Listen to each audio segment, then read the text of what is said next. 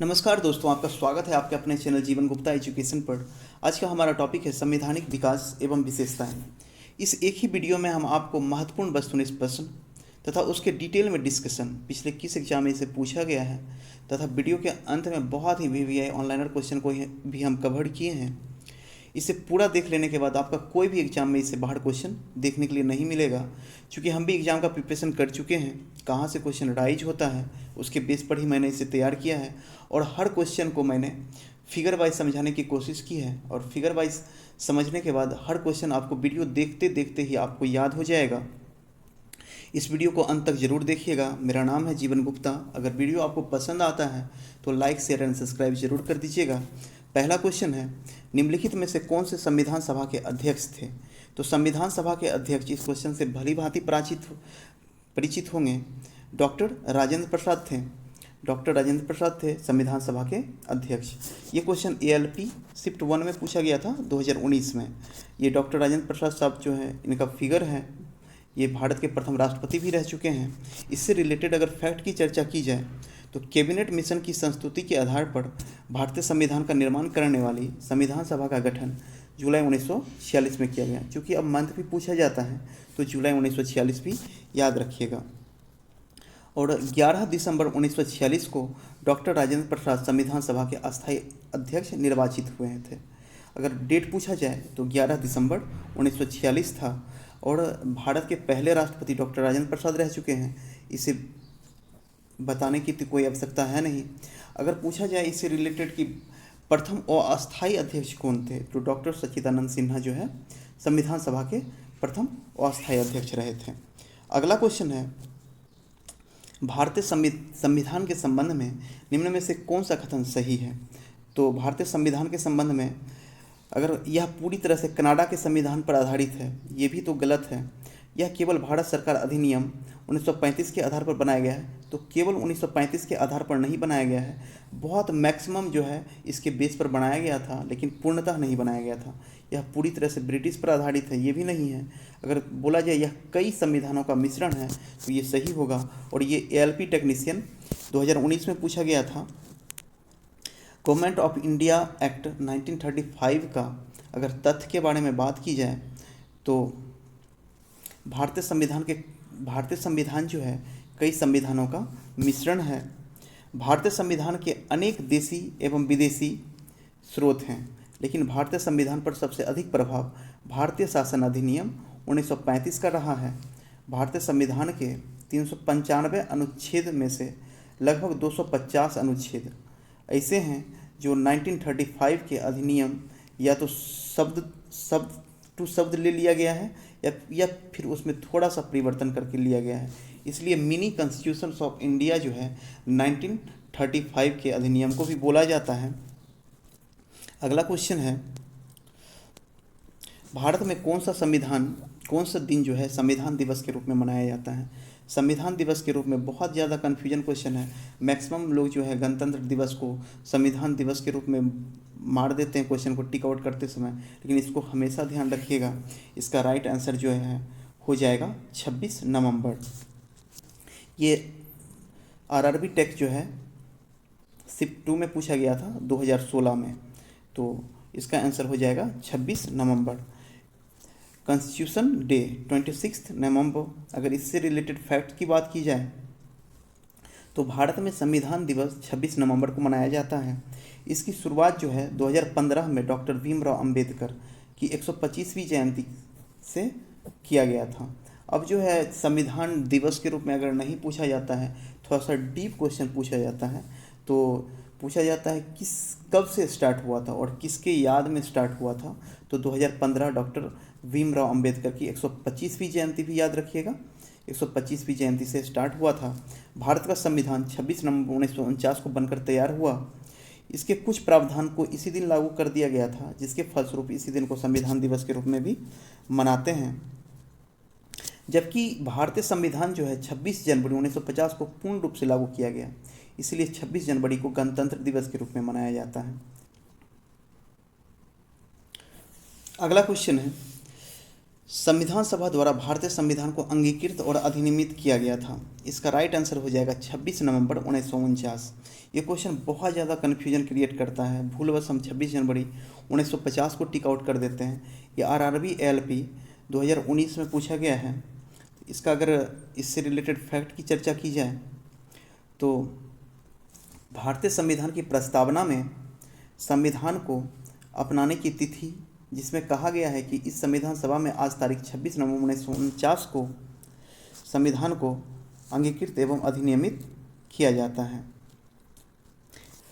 अगला क्वेश्चन है, भारत का सर्वोच्च कानून किसे माना जाता है? भारत का सर्वोच्च कानून जो है किसे माना जाता है? इसका राइट आंसर जो है हमारा अपना भारतीय संविधान को जो है सबसे ऊपर माना जाता है।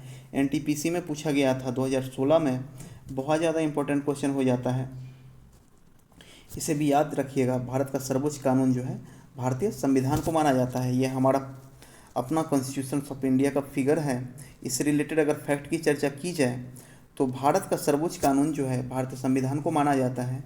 यह भारत का सर्वोच्च विधान है जो संविधान द्वारा 26 नवंबर 1949 में पारित हुआ था। 26 जनवरी 1950 से प्रभावी हुआ। यह विश्व के किसी भी गणतांत्रिक देश का सबसे बड़ा लिखित संविधान है। अपना भारत का संविधान जो है विश्व का सबसे बड़ा लिखित संविधान है, तो इसे भी याद रखिएगा। भारत का संविधान कब लागू हुआ था? भारतीय संविधान जो है कब लागू हुआ था, डेट पूछा गया है, तो भारत का संविधान जो है 26 जनवरी 1950 को लागू हुआ था। इसका राइट आंसर हो जाएगा 26 जनवरी 1950। ये एनटीपीसी 5/4/2016 को पूछा गया था, तो इसे भी याद रखिएगा। इससे रिलेटेड अगर फैक्ट की चर्चा की जाए तो भारतीय संविधान 26 जनवरी 1950 को पूर्ण रूप से लागू किया गया है, इसलिए 26 जनवरी को गणतंत्र दिवस के रूप में मनाया जाता है। अगला क्वेश्चन है, भारत के संविधान के मसौदा समिति के अध्यक्ष कौन थे? तो मसौदा समिति के अध्यक्ष पूछा जाए, वीवीआई क्वेश्चन है, बहुत बार एग्जाम में पूछा जा चुका है। तो मसौदा समिति के अध्यक्ष जो हैं डॉक्टर वी.आर. अम्बेडकर रह चुके हैं, तो इसका राइट आंसर हो जाएगा डॉक्टर वी.आर. अम्बेडकर। भारतीय संविधान की मसौदा समिति का अध्यक्ष जो है डॉक्टर बी.आर. अम्बेडकर थे। अगर इससे अगला फैक्ट की चर्चा की जाए तो भारतीय संविधान को बनाने में बहुत बार क्वेश्चन पूछा जा चुका है, वीवीआई इसको कर लीजिएगा। भारतीय संविधान को बनाने में जो है 2 वर्ष 11 महीना और 18 दिन का समय लगा था। इसका कुछ भाग 26 नवंबर 1949 ईस्वी को लागू हो गया था, जबकि पूर्ण संविधान 26 जनवरी 1950 को लागू हुआ था। अगला क्वेश्चन है, भारतीय संविधान के 1946 के अंतर्गत संविधान का निर्माण हुआ था, यानी भारतीय संविधान के डैश 1946 के अंतर्गत। तो इसका राइट आंसर हो जाएगा कैबिनेट मिशन प्लान। भारतीय संविधान के कैबिनेट मिशन प्लान 1946 के अंतर्गत जो है संविधान का निर्माण हुआ था। अगर इसका ये आरआरबी ग्रुप डी में पूछा गया था क्वेश्चन, तो कैबिनेट मिशन प्लान 1946 बहुत ही इम्पोर्टेंट ये टॉपिक है। अगर इससे रिलेटेड फैक्ट को बहुत ज़्यादा ज़रूरी है आपको देखना, बहुत ज़्यादा क्वेश्चन इससे राइज होता है। तो द्वितीय विश्व युद्ध के बाद ब्रिटिश प्रधानमंत्री क्लीमेंट एटली ने भारत को स्वतंत्रता प्रदान करने के उद्देश्य से कैबिनेट मंत्रियों की 3 सदस्यीय समिति, जिसके सदस्य Stafford Cripps, Lord Pethick Lawrence, सोरेंस लिखा है, टाइपिंग मिस्टेक है, Lord Pethick Lawrence, A B. Alexander थे, जिसे कैबिनेट मिशन कहा जाता था। ये इससे क्वेश्चन आता है कि द्वितीय विश्व युद्ध के समय ब्रिटेन के प्रधानमंत्री कौन थे, इससे एक क्वेश्चन कवर हो जाता है। क्लेमेंट एटली उस टाइम ब्रिटेन के प्रधानमंत्री थे। तो और इसमें 3 सदस्य थे, स्टोफोर्ड क्रिप्स, पैंथिक लॉरेंस और ए.बी. अलेक्जेंडर। ये भी आपको वीवीआई कर लीजिएगा, याद रखिएगा। अगर अगला पॉइंट की बात की जाए तो 24 मार्च 1946 को कैबिनेट मिशन दिल्ली पहुंचा था। पूछा जाता है कि दिल्ली कब कैबिनेट मिशन आया था, तो 24 मार्च 1946 को। भारत में तत्काल एक अंतरिम सरकार की स्थापना तथा संविधान सभा के गठन या निर्माण के लिए एक योजना प्रस्तुत करनी थी, जिससे भारतीय संविधान का निर्माण हुआ था।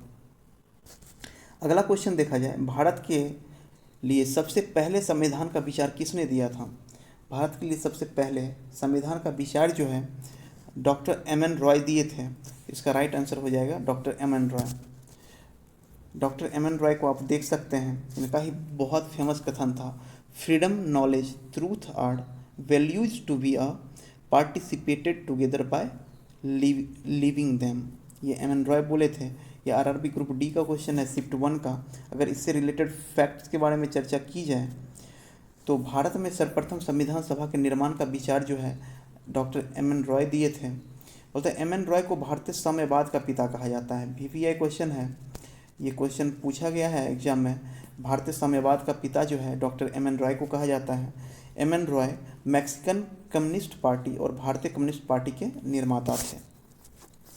अगला क्वेश्चन है, भारत की संविधान सभा की प्रथम बैठक की अध्यक्षता किसने की थी? भारत की संविधान सभा की प्रथम बैठक की अध्यक्षता जो है डॉक्टर सच्चिदानंद सिन्हा किए थे। यह आरआरबी जेई का क्वेश्चन है, शिफ्ट 1 में पूछा गया था। अगर इससे रिलेटेड फैक्ट्स की बात की जाए, ये देख लीजिए, संविधान सभा का गठन एवं कार्यप्रणाली, उद्देश्य प्रस्ताव एवं इसकी बात है। उद्देश्य प्रस्ताव जब जवाहरलाल नेहरू पेश किए थे तो उस टाइम का ये फिगर आपको स्क्रीन पर दिखाया जा रहा है। तो अगर संविधान सभा की प्रथम बैठक की अध्यक्षता की बात की जाए तो डॉक्टर सच्चिदानंद सिन्हा किए थे। इससे रिलेटेड अगर हम फैक्ट की चर्चा करते हैं तो भारत की संविधान सभा की प्रथम बैठक की अध्यक्षता डॉक्टर सच्चिदानंद सिन्हा ने किया था। ये ऊपर तो मैंने बता ही दिया।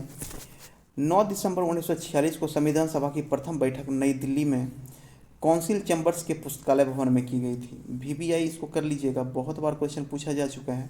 9 दिसंबर 1946 को संविधान सभा की प्रथम बैठक हुई थी। कहाँ हुई थी? तो नई दिल्ली स्थित कौंसिल चैम्बर पुस्तकालय में। सभा के सबसे बुजुर्ग सदस्य जो है डॉक्टर सच्चिदानंद सिन्हा ही थे। सबसे बुजुर्ग सदस्य कौन थे? डॉक्टर सच्चिदानंद सिन्हा। इन्हें ही अस्थायी अध्यक्ष चुना गया था। अगला क्वेश्चन है, संविधान सभा के प्रारूप समिति के अध्यक्ष कौन है? बहुत बार क्वेश्चन, बहुत ज़्यादा रिपीटेड क्वेश्चन है। संविधान सभा के प्रारूप समिति के अध्यक्ष doctor B are Ambedkar ji थे। तो इसका राइट आंसर हो जाएगा डॉक्टर बी आर अम्बेडकर। ये क्वेश्चन जो है आरआरबी जेई 2014 में पूछा गया था। ये डॉक्टर अम्बेडकर साहब का फोटो है, आप इसे देख सकते हैं। बहुत ही पुरानी तस्वीर, बहुत ही प्यारी तस्वीर है। इससे रिलेटेड अगर फैक्ट की चर्चा की जाए तो प्रारूप समिति संविधान सभा की सभी समितियों में सबसे ज़्यादा महत्वपूर्ण समिति कौन सी थी? प्रारूप समिति ही थी। इसीलिए डॉक्टर बी आर अम्बेडकर को मैक्सिमम रिस्पॉन्सिबिलिटी वाला काम सौंपा गया था। तो इसका गठन की बात अगर की जाए तो 29 अगस्त 1947 को प्रारूप समिति का गठन हुआ था। 29 अगस्त 1947 को। इस समिति का कार्य डॉक्टर अम्बेडकर द्वारा संविधान के प्रारूप पर विचार करना था। इसमें 7 सदस्य थे। बहुत ज़्यादा इम्पोर्टेंट है। अगर पूछा जाए कि डॉक्टर अम्बेडकर का जो है प्रारूप समिति में क्या कार्य था, तो डॉक्टर अम्बेडकर द्वारा तैयार संविधान के प्रारूप पर विचार करना था इस समिति का काम। ठीक है, कहे कि सब ये प्रारूप समिति का पूरा लेखा जोखा जो है डॉक्टर भीमराव अंबेडकर पर ही डिपेंडेंट था। इसमें 7 सदस्य थे। ये 7 सदस्य, पहला नंबर तो ये क्वेश्चन पूछा जाता है प्रारूप समिति में कुल कितने सदस्य थे? तो टोटल 7 सदस्य थे। तो इसका नाम जो है आप बहुत ज़्यादा इम्पोर्टेंट है, तो इसे बहुत अच्छे से दिमाग में रखिएगा। डॉक्टर बी आर अम्बेडकर जो है अध्यक्ष थे। एन गोपाला स्वामी अयंगर थे दूसरा सदस्य। तीसरा था अल्लादी कृष्ण स्वामी अय्यर। चौथा था डॉक्टर के एम मुंशी।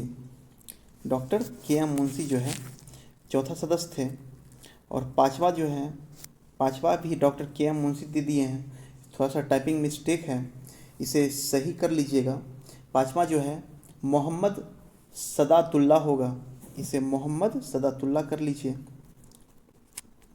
मोहम्मद सदातुल्ला।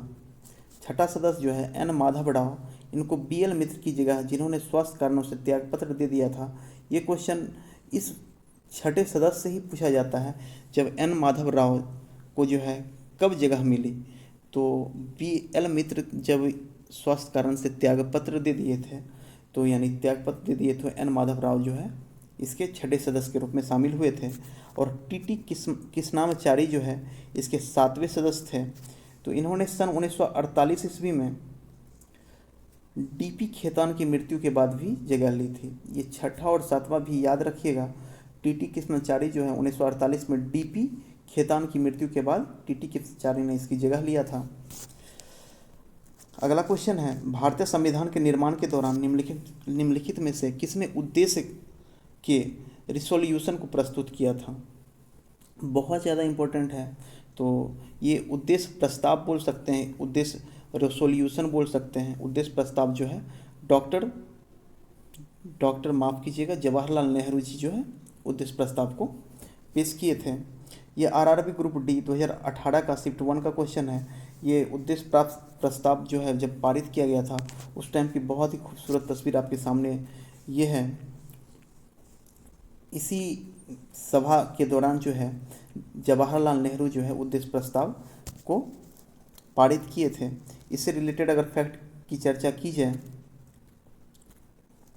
तो जवाहरलाल नेहरू ने 13 दिसंबर 1946 को संविधान सभा के सामने उद्देश्य प्रस्ताव पेश किया था। पहला क्वेश्चन राइज होता है किसने किया था उद्देश्य प्रस्ताव पेश, तो जवाहरलाल नेहरू ने।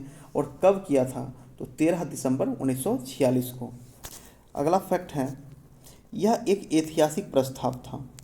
यह एक ऐतिहासिक यानी हिस्टोरिकल प्रस्ताव था ये, जिसमें स्वतंत्र भारत का संविधान के मूल आदेशों के रूपरेखा प्रस्तुत की गई थी और वह फ्रेमवर्क सुझाया गया था जिसके तहत संविधान का कार्य जो है आगे बढ़ सके। इसे 22 जनवरी 1946 को पारित किया गया था। याद रखिएगा 13 दिसंबर 1946 को संविधान सभा के सामने जो है इसका प्रस्ताव पेश किया गया था। लेकिन इससे क्वेश्चन राइज होता है कि इसे कब पारित किया गया था। पेश तो कर दिया गया 13 दिसंबर को, लेकिन पारित कब किया गया था, तो 22 जनवरी 1946 को। अगला क्वेश्चन है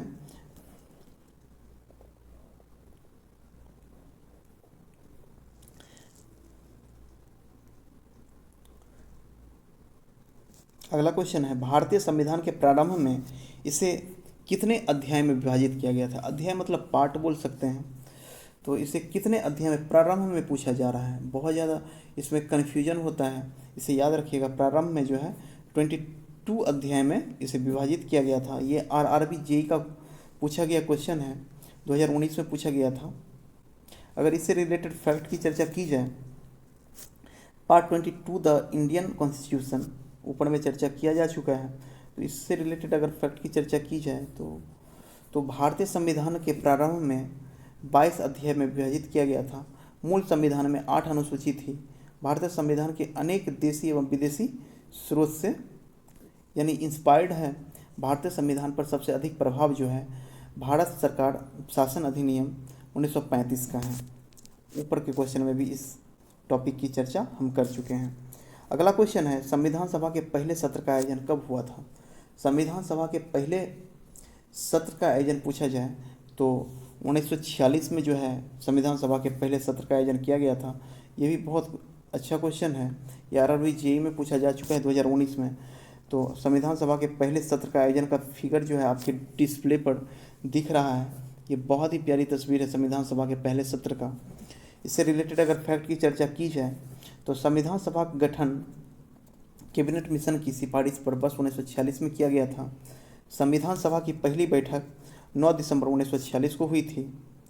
हाँ, इससे क्वेश्चन पूछा संविधान सभा की पहली बैठक कब हुई थी, तो 9 दिसंबर 1946 को, जिसमें सच्चिदानंद सिन्हा को अस्थायी अध्यक्ष चुन लिया गया था। और 11 दिसंबर 1946 को संविधान सभा की दूसरी बैठक हुई। संविधान सभा की दूसरी बैठक का तारीख भी याद रखिएगा।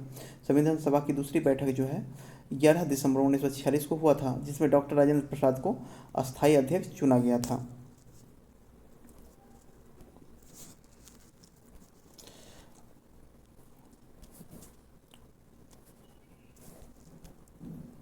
भारतीय संविधान को बनाने में 2 वर्ष 11 माह और 18 दिन का समय लगा था।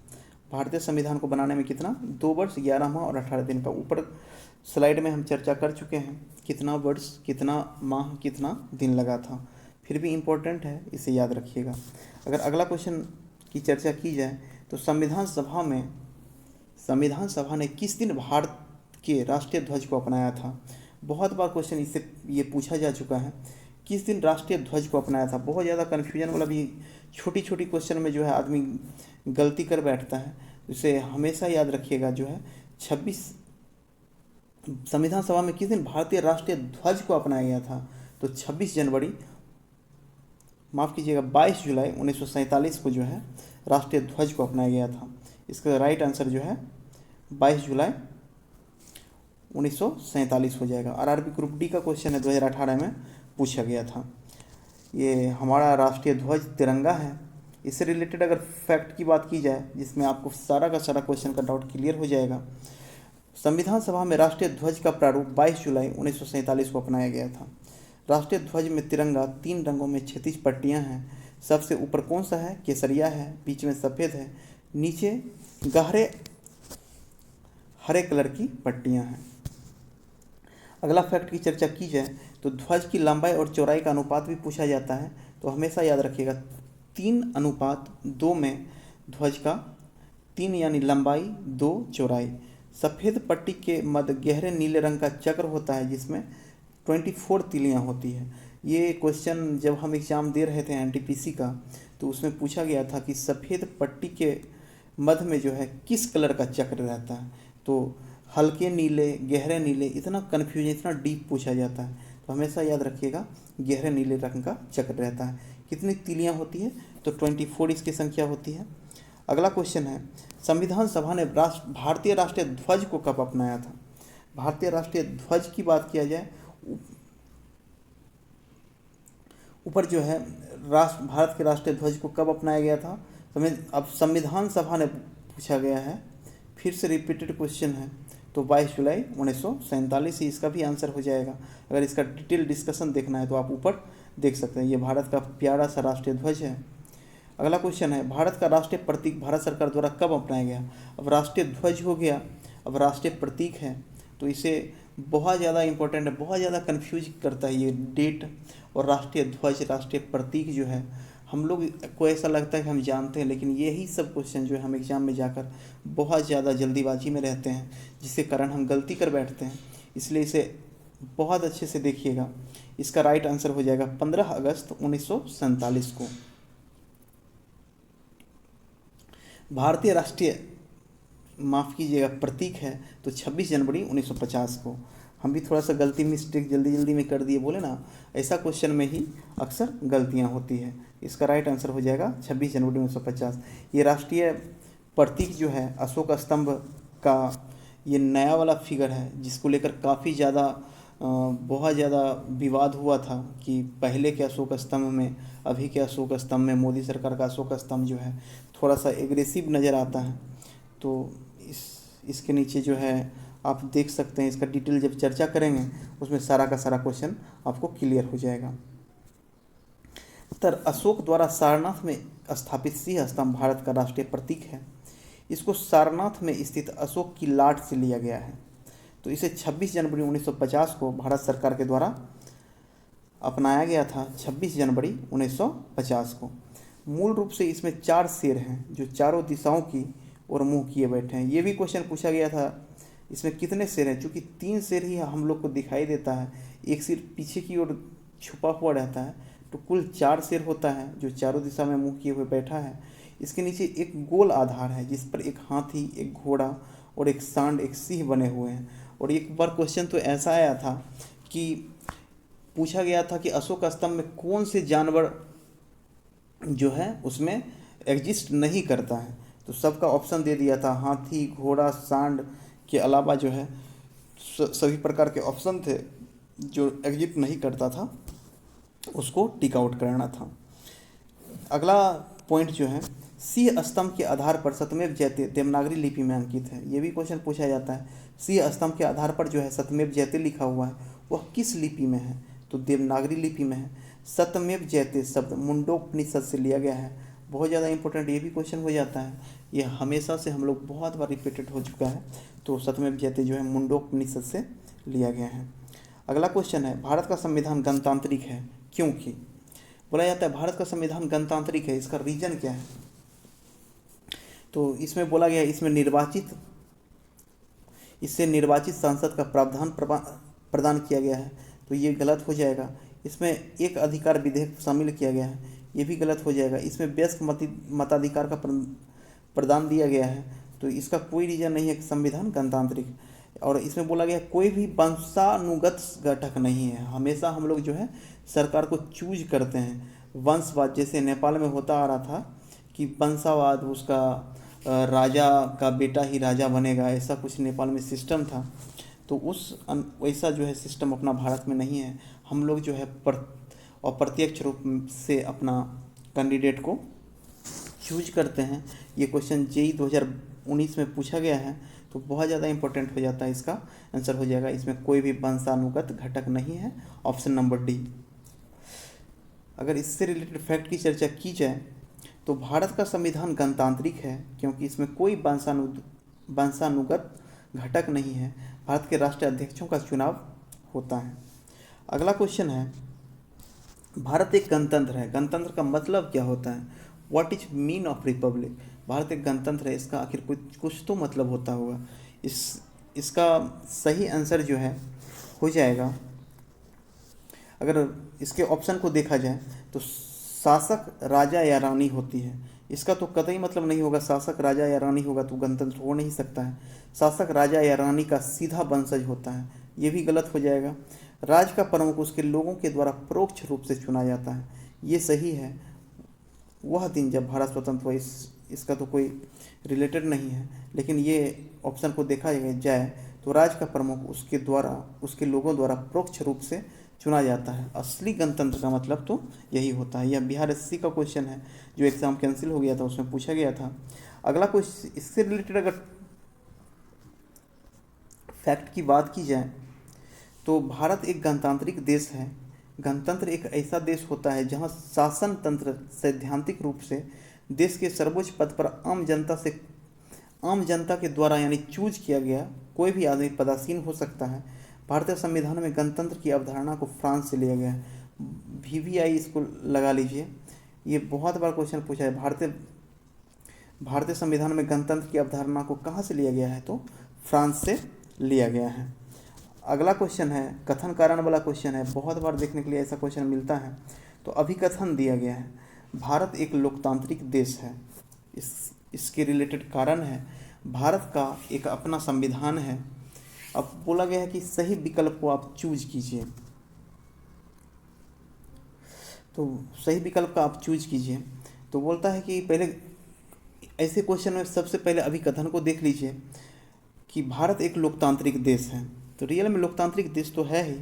अब कारण, भारत का एक अपना संविधान है, तो लोकतांत्रिक देश है, इसका एक अपना संविधान है, इससे कोई रिलेटेड नहीं है। अगर यहीं पर कारण में दिया रहता भारत एक लोकतांत्रिक देश है, यहाँ पर चुनाव जो है जनता जो है अप्रत्यक्ष रूप से यानी कैंडिडेट को चूज करती है जो पदासीन होता है ऊपर, तो ये कारण सही हो सकता था। लेकिन ये भारत का एक अपना संविधान है, इसका कोई मतलब नहीं है अभिकथन से, इसीलिए कथन सही हो जाएगा, कारण का कोई मतलब नहीं होगा।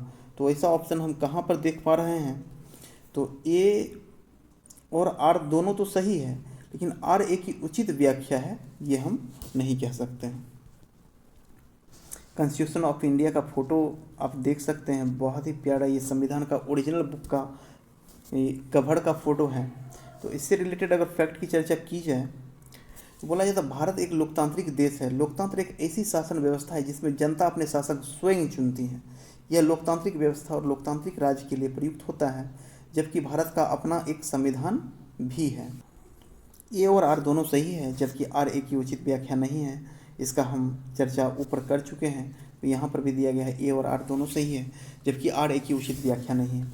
अब लास्ट में जब आपको स्टार्टिंग में हम आपको बोले थे कि बहुत ही VVI जो है विषय से संबंधित वन लाइनर क्वेश्चन को भी हम कवर करेंगे, तो अब हम वन लाइनर क्वेश्चन को भी बैक टू बैक देखते हैं। बहुत ज़्यादा रिसर्च के बाद इसे हम शामिल किए हैं, हर एग्ज़ाम में पूछा गया है, बहुत बार ये रिपीटेड क्वेश्चन होता है, इसे ज़रूर से ज़रूर आप अंत तक देखिएगा। पहला जो है वन लाइनर है, संविधान सभा का निर्माण करने वाला पहला देश कौन सा है? अगर संविधान सभा का निर्माण सबसे पहले कौन सा देश किया था, तो अमेरिका ने किया था। अगर कब किया था पूछा जाए तो 1787 ईस्वी में संविधान सभा का निर्माण जो है अमेरिका ने सबसे पहले किया था। अगला पॉइंट है, कैबिनेट मिशन भारत कब आया था? कैबिनेट मिशन जो है भारत 24 मार्च 1946 को पेंथिक लॉरेंस अध्यक्ष थे, इसके के नेतृत्व में कैबिनेट मिशन के 3 सदस्य थे, स्टेफोर्ड क्रिप्स, पेंथिक लॉरेंस एवं AP अलेक्जेंडर। पेंथिक लॉरेंस जो है इसमें अध्यक्ष के रूप में कार्यरत थे।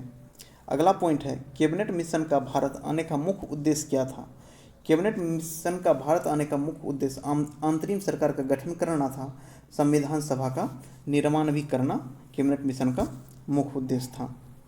अगला पॉइंट है कैबिनेट मिशन के तहत संविधान में कुल संविधान सभा का निर्माण सीटें कितनी निश्चित की गई थी।